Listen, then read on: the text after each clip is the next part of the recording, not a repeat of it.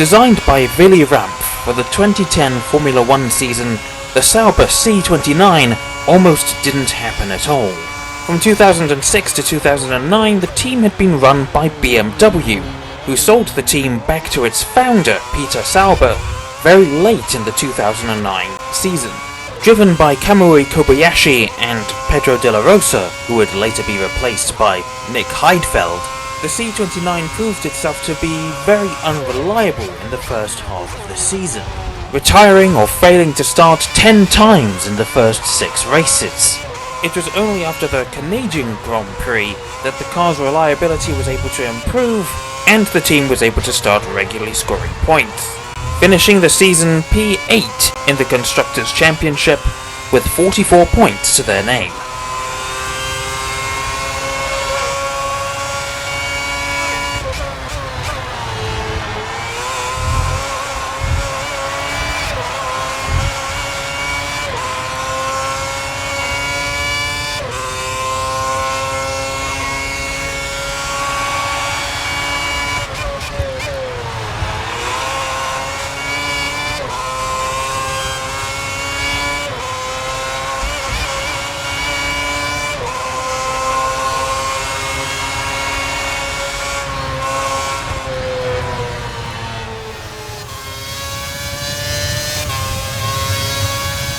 The 2011 season did not get off to a good start for Sauber, the team picking up a double disqualification at the opening round in Australia, but the car was immediately competitive, able to start scoring points from the second round onwards.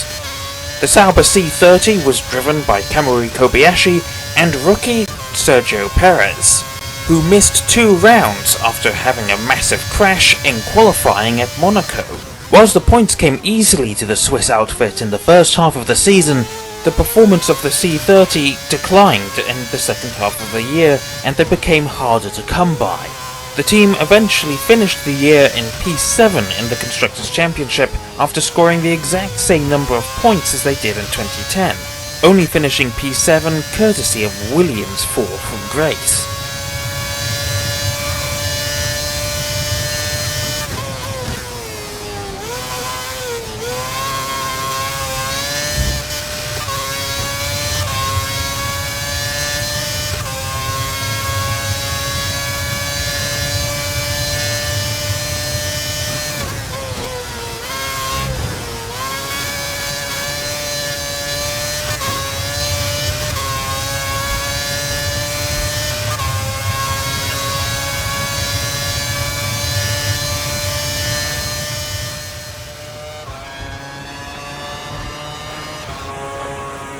Built for the 2012 season, the Sauber C31 turned out to be the most successful Sauber since the 2008 BMW.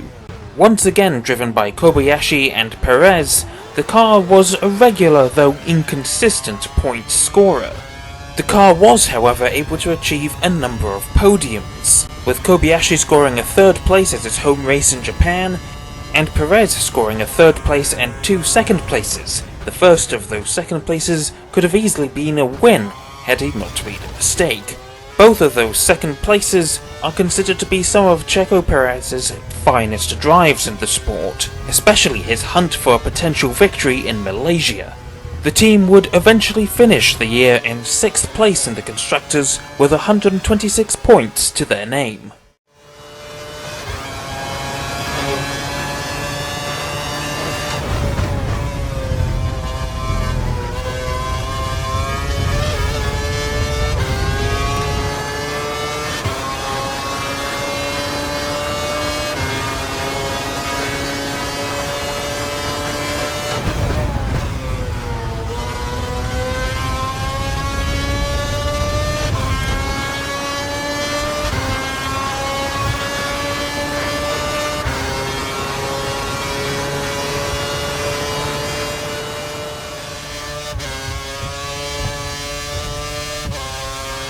2013 saw a complete driver lineup change for Sauber. McLaren-bound Perez and endurance-bound Kobayashi were replaced by Nico Hülkenberg and Esteban Gutierrez. The almost completely dark grey Sauber C32 was reasonably fast in qualifying trim, with Hulkenberg managing to qualify third for the Italian Grand Prix. The car, however, was a substantial step down from the previous year's C31, being an inconsistent point scorer. 51 of the team's 57 points that year were scored by Hulkenberg, with the remaining 6 being Esteban Gutierrez's only points of his entire career. And those 57 points were only enough for the team to finish in P7 in the Constructors.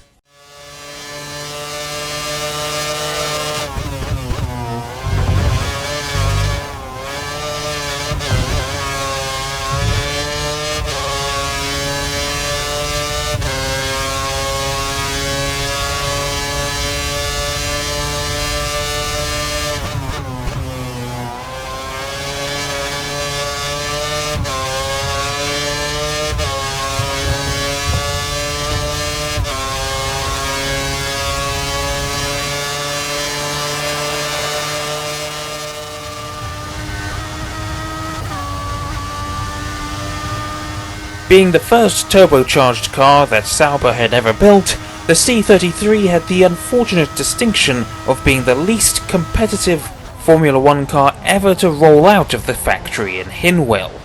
The car was underpowered thanks to its Ferrari power unit, aerodynamically inefficient, and plagued by weight issues, at least early on in the season.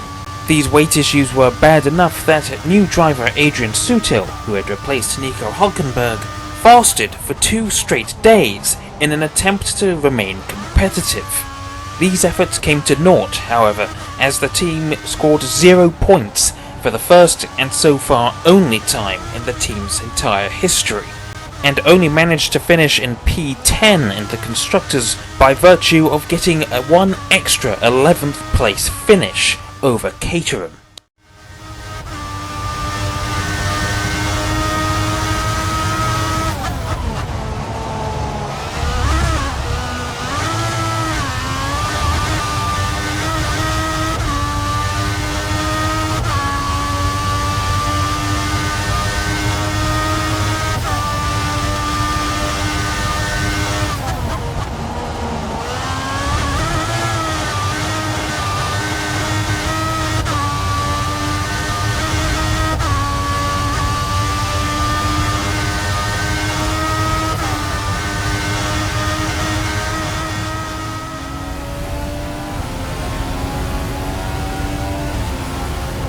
2015 once again saw Sauber's driver lineup completely change, with Gutierrez and Sutil replaced by Felipe Nasr and Marcus Ericsson. The new C34 was immediately more competitive than the preceding C33, scoring points on its debut, including a season-best P5.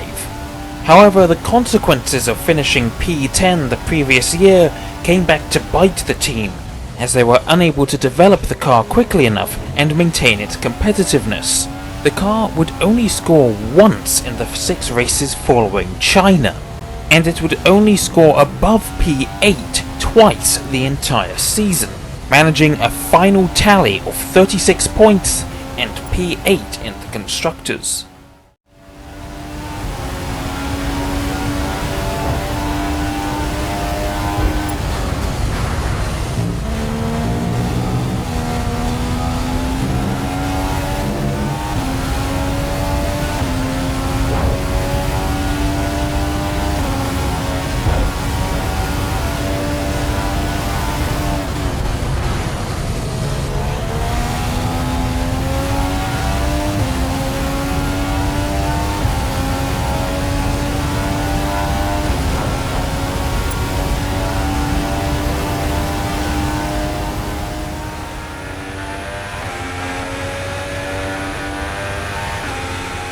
2016 would prove to be a disastrous year for the Sauber F1 team, as they battled financial issues for most of the year. The Sauber C35 was designed without the aid of the team's wind tunnel, which further contributed to the team's lack of competitiveness. The car was a true backmarker, fighting outside of the points with fellow backmarkers Manor for the majority of the season. The team's prospects looked grim when Manor scored a single point at the Austrian Grand Prix, and it looked like that Sauber might not pick up any prize money for the first time in their history. Felipe Nasr, however, managed to finish P9 at the rain-soaked penultimate round in Brazil, and finishing the season in P10 with only 2 points to their name.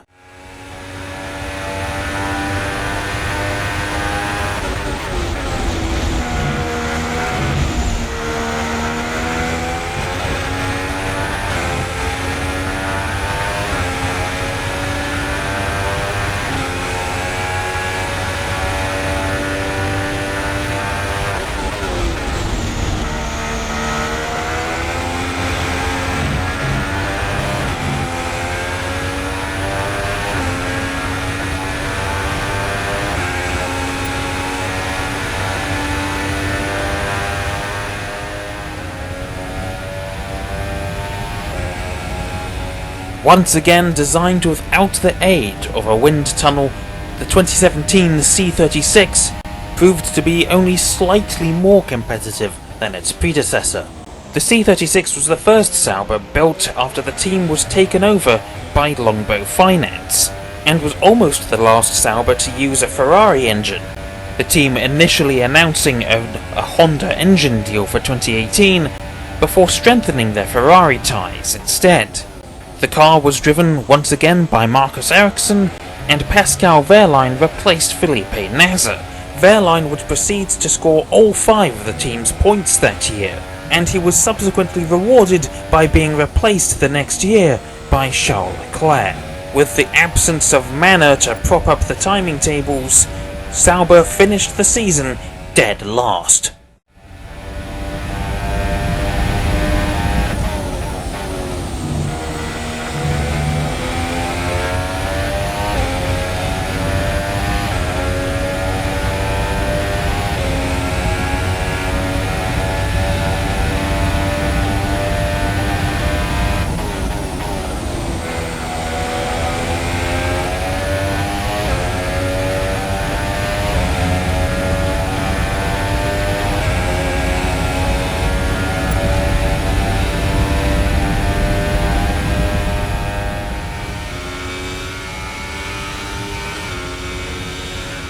Following the takeover by Longbow Finance in 2016, the 2018 C37 was once again designed with the aid of the wind tunnel.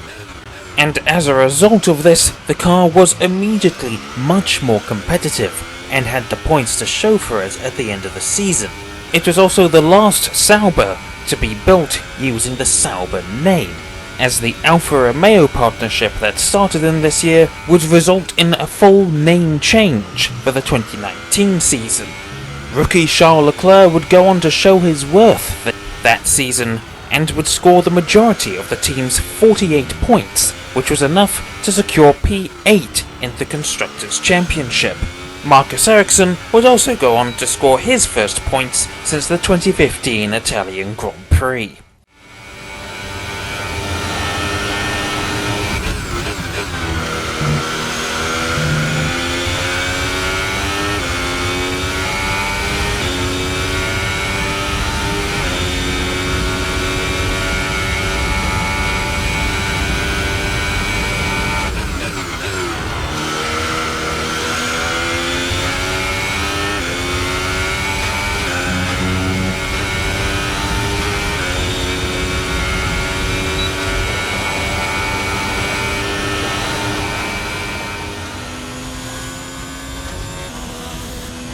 Newly rebadged as Alfa Romeo Racing for the 2019 season and onwards, the C38 was driven once again by an entirely new driver lineup in the form of former world champion Kimi Raikkonen and Italian rookie Antonio Giovinazzi. The car was reasonably competitive, scoring points on fairly regular occasions.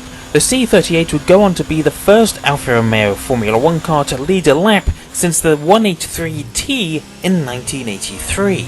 The team would go on to score 57 points that year, the majority of which were scored by Raikkonen. though this would have been 67 had both cars not received 30-second penalties after the German Grand Prix. The team's best performance was at the penultimate round in Brazil, where both cars finished 4th and 5th, a solid result contributing to the team's 8th place finish.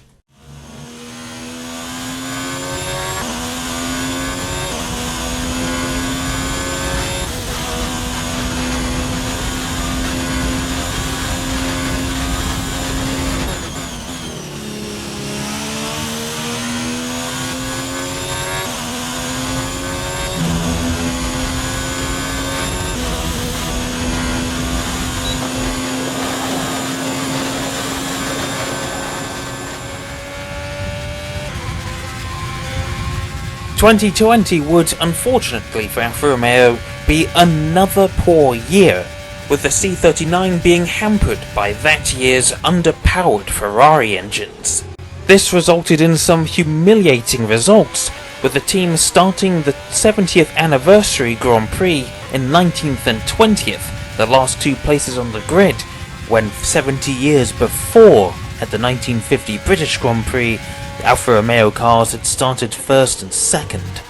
The lack of power from their customer Ferrari engines meant that Alfa Romeo cars struggled around power-dependent circuits, and even on circuits that were not so power-dependent.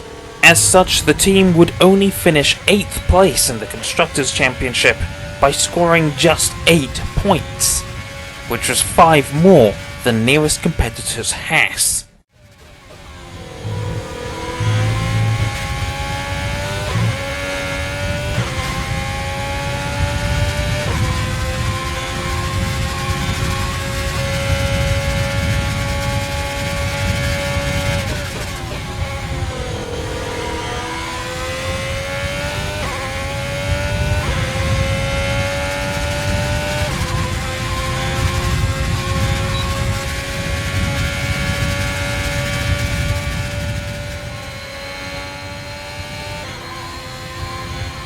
2021 was another poor year for the Alfa Romeo outfit, with the revised regulations forcing the carryover of the 2020 cars. The already poor C39 was adapted into the C41. Despite the new Ferrari engine providing more power, and despite the slightly improved aerodynamic efficiency of the car, which allowed the car to score more points, the C41 was not competitive enough and was faced with a resurgent Williams. The team struggled all year, and even Kimi Raikkonen couldn't wrestle the car any higher than 8th place. Raikkonen would retire from Formula 1 at the end of the 2021 season, and it's just a shame that this was the car that he ended his career in. The C41 would score 13 points over the 21 races of that season, and finished only 9th in the Constructors.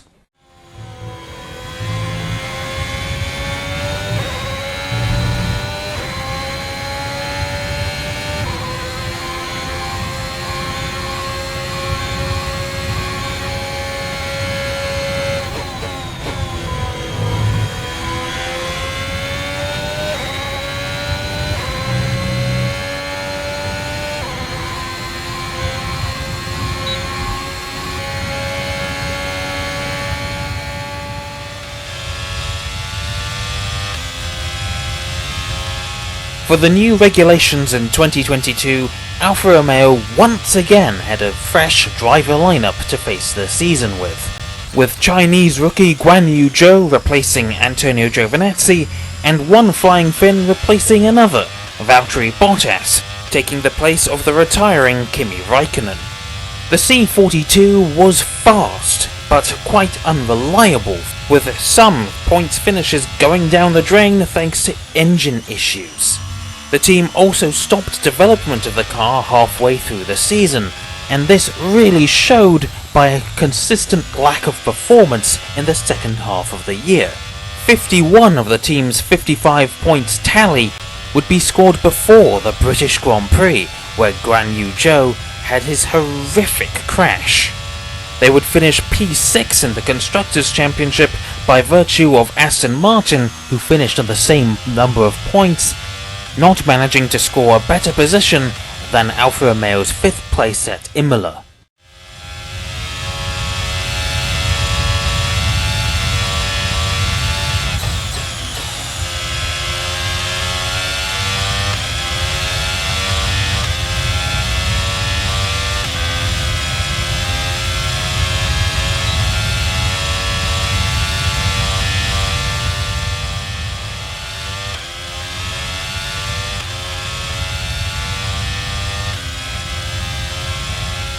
And so we reach current year, 2023, and the Alfa Romeo C43.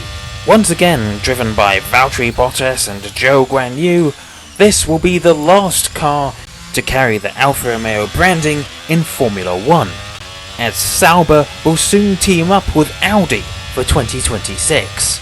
Adorned in a striking red and black livery, the C43 is expected to be a good car, with many pundits ranking it as potentially the 6th fastest car. Only time will tell, however, if these predictions will stand true, and with the Bahrain Grand Prix just around the corner, we're about to find out.